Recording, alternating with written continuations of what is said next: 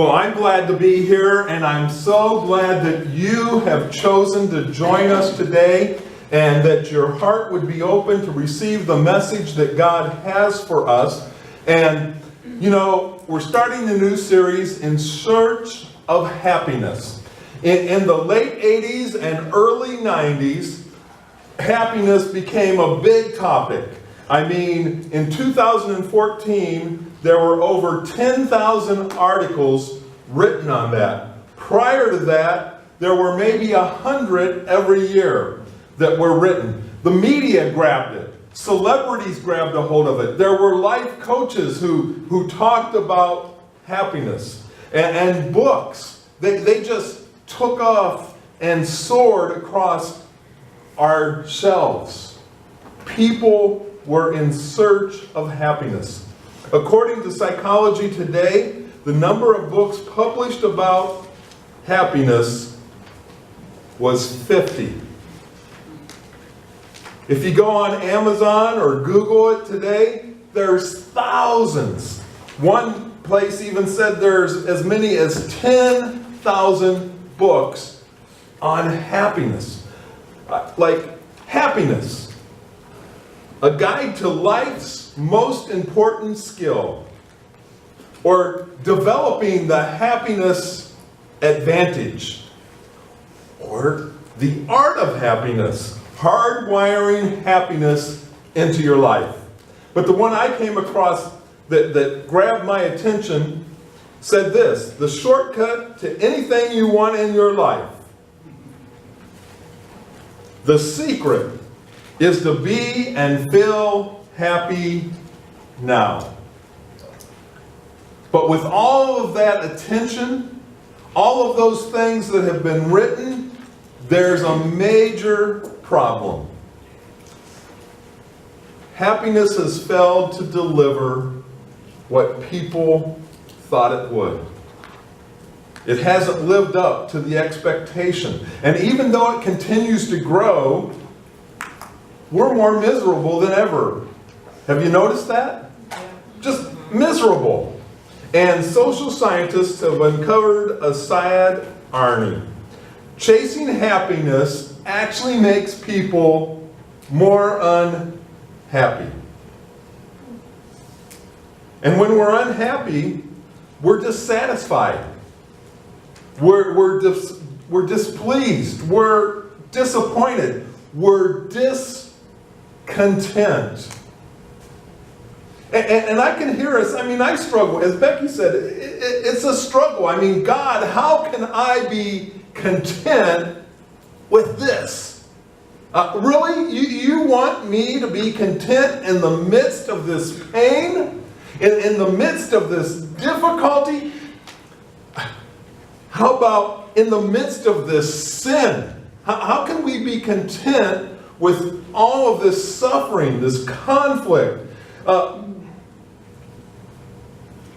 How can we be content? How can God even expect that? Sometimes it's easy to be content. When your bank account is overflowing, wouldn't you like to experience that? Oh, yeah. Where you had way too much money and you didn't know what to do with it? Or where you have a job that you love. And it goes pretty smoothly, because life never goes entirely smoothly, does it? But what do you do when your parents divorce? How can you be content with that? Or your church splits? Or a person you thought loved you walks away? Or how about those times when you think that people that would love you would show up and lend a hand and some support? Are we really supposed to be content in the midst of all these things in our life that don't reflect God's kingdom and God's goodness? Well, it seems that the writer of Hebrews would suggest that yes, we do. He's writing to a group of Jewish Christians, probably in Jerusalem, And he says in Hebrews 13:5, keep your lives free from the love of money, and be content with what you have, because God has said, never will I leave you, never will I forsake you. There's a key in that verse that we're going to look at in just a moment, but it does say that, right? It says to be content with what you have.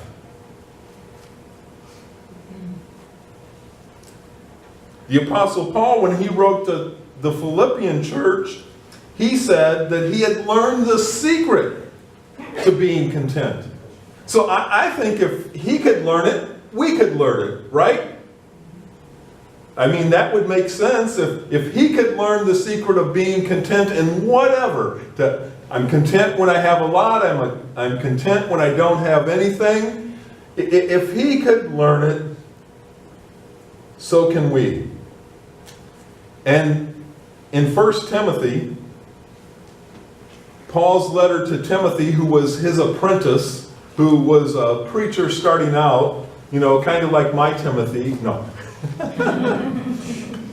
We all should have a Timothy, though, shouldn't we? Someone who's a little bit further behind us in the faith that we can help grow and nurture. But in his letter to Timothy, he says this, but godliness with contentment is great gain. For we brought nothing into the world, and we can take nothing out of it. But if we have food and clothing, we will be content with that. People who want to get rich fall into temptation and a trap and into many foolish and harmful desires that plunge men into ruin and destruction. For the love of money is a root of all kinds of evil. Some people eager for money have wandered from the faith and pierced themselves with many griefs. Here's the thing that we need to know first off. Discontentment is costly. That's what I see there. I mean, you want to see what I came into the world with? It's right there, isn't it? Not a thing. Nothing. And what am I going to leave this world with? Nothing. And yet we strive and we excuse me, we work hard so that we can have something that we can't even keep. He also says that when we try to get that, we encounter powerful temptations. Temptations to steal, to cheat, to lie, to be a workaholic, to hoard what you have.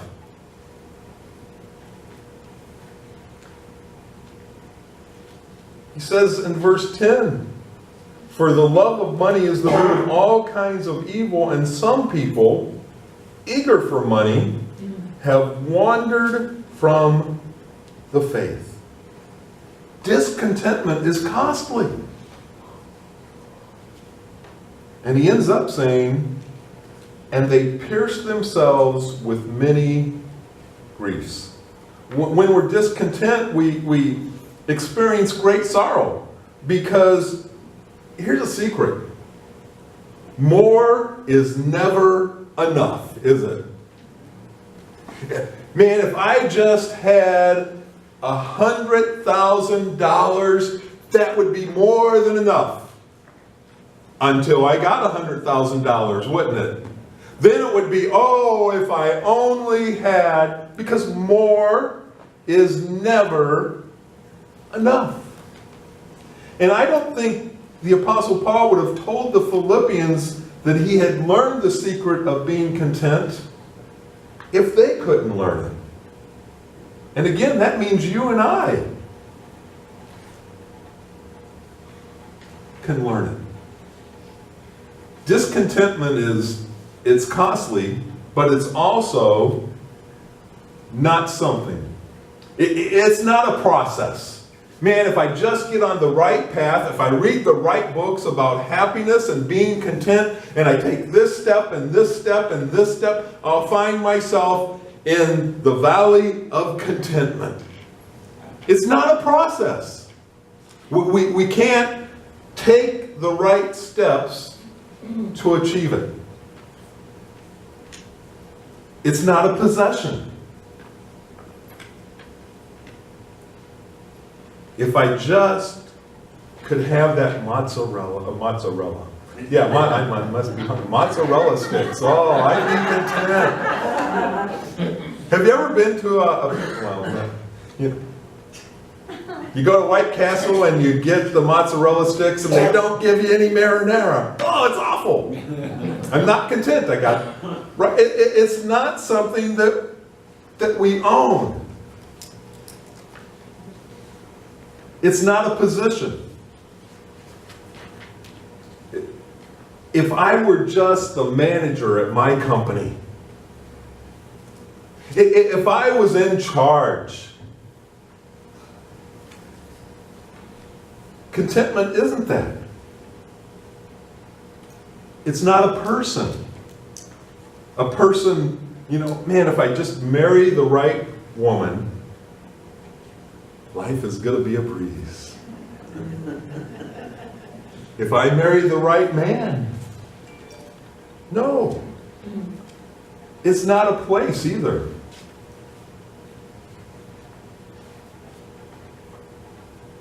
And it has nothing to do with our age. It's none of those things, but sometimes we think it is. If we just had the right combination of stuff, I could eventually be content. And here's the secret.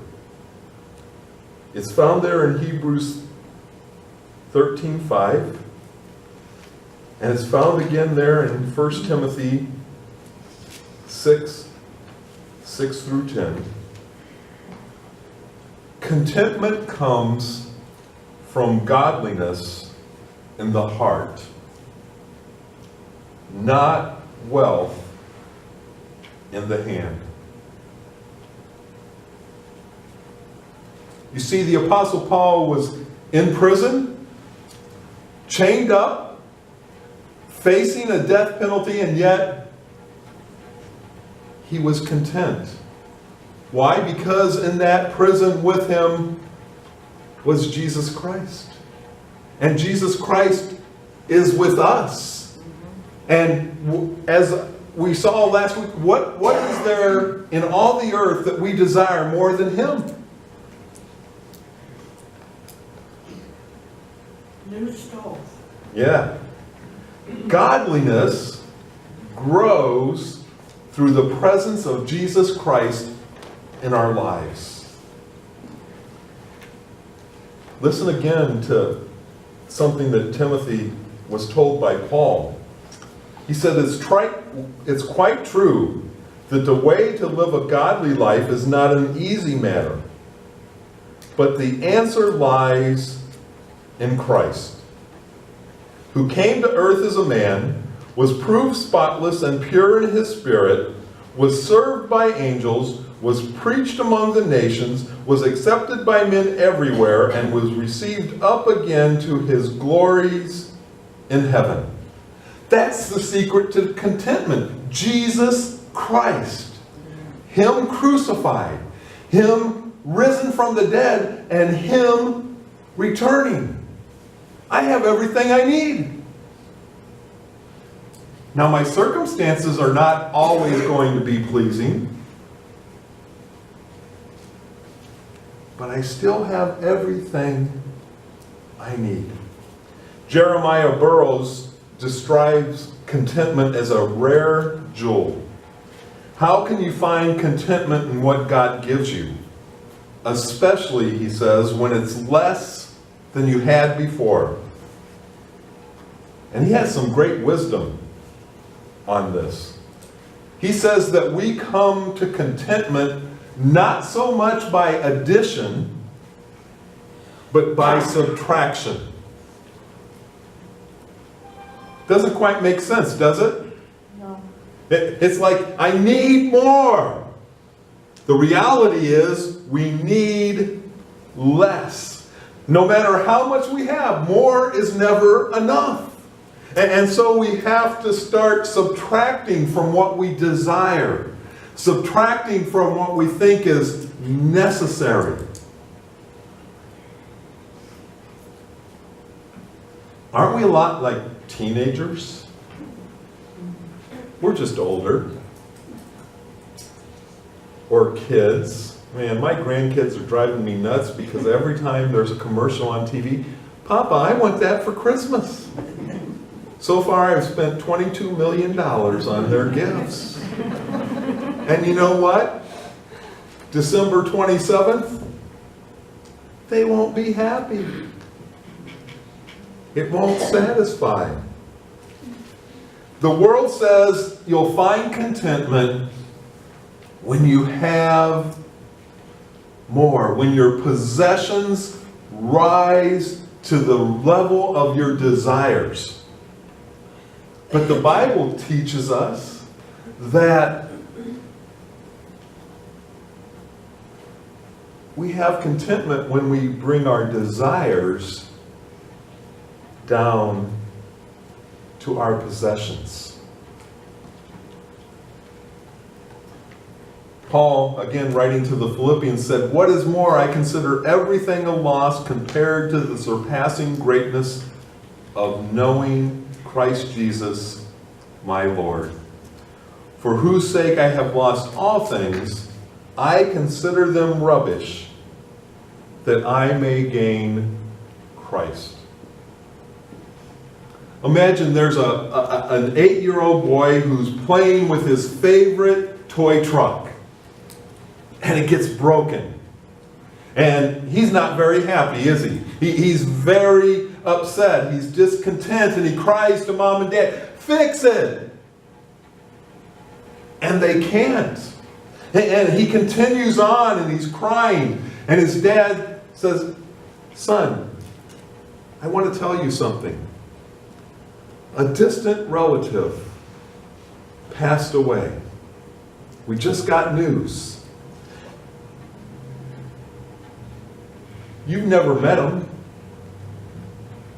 But Johnny," I'm going to call the boy Johnny, is that okay? "Johnny, he's left you $100 million. What does Johnny do? I want my truck fixed," right? He can't comprehend $100 million. He can't even wrap his little brain around it because his truck is broken. We lack the spiritual capacity to realize all we have in Jesus Christ. We're concerned about our toy truck when He has given us everything. The ability to grasp the height and the depth and the breadth and the length of Christ's salvation. We can't even begin to comprehend it, can we?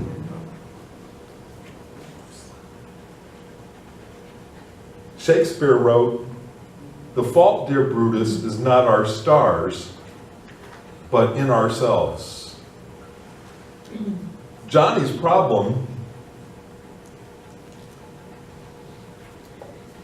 is his circumstances. It's him focusing on what he doesn't have instead of what he does have. It's in not comprehending. I mean, how many trucks could he buy with $100 million?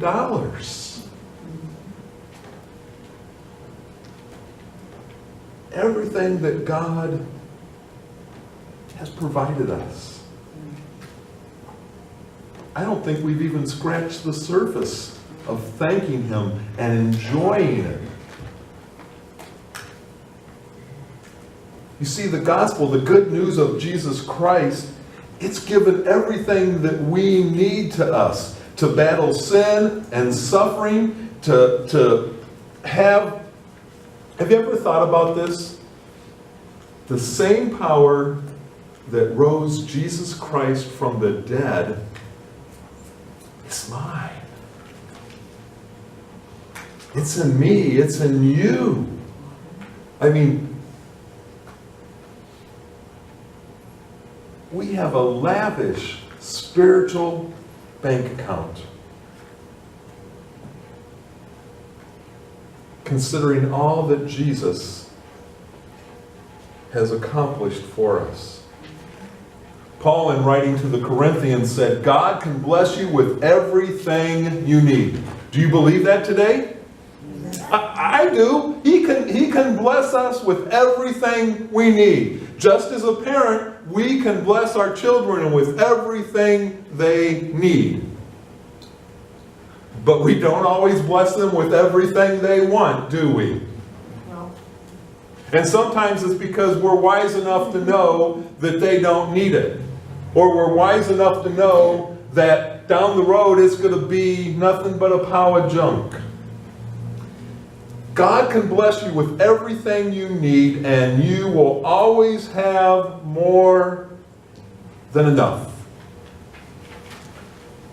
to do all kinds of good things for others.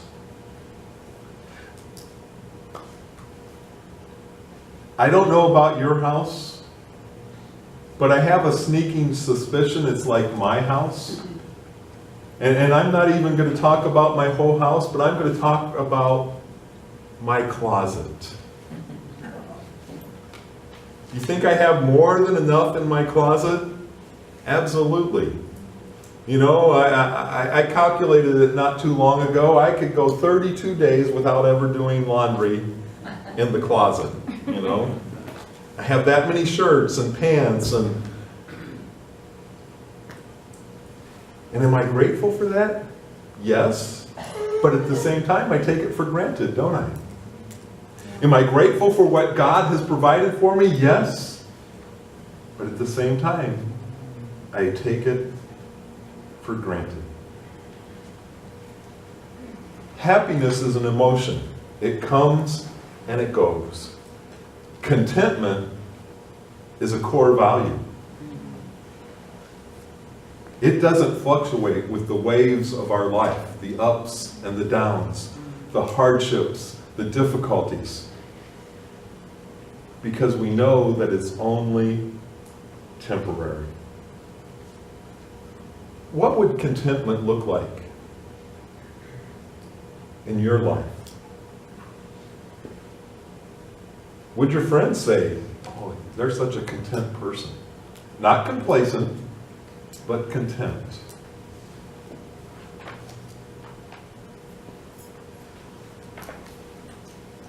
We're going to continue the series next week, and researchers have found that gratitude doesn't just make you feel like a better person. Gratitude is actually good for your health. The more grateful we are, which causes us to focus on what we have, not on what we don't have.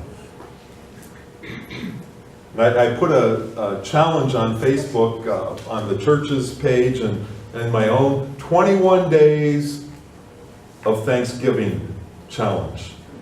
Every day between now and Thanksgiving, list something that you're thankful for and why. You'll be amazed at how it improves your outlook and your life. If our ushers would come forward, we'll receive our tithes and offerings.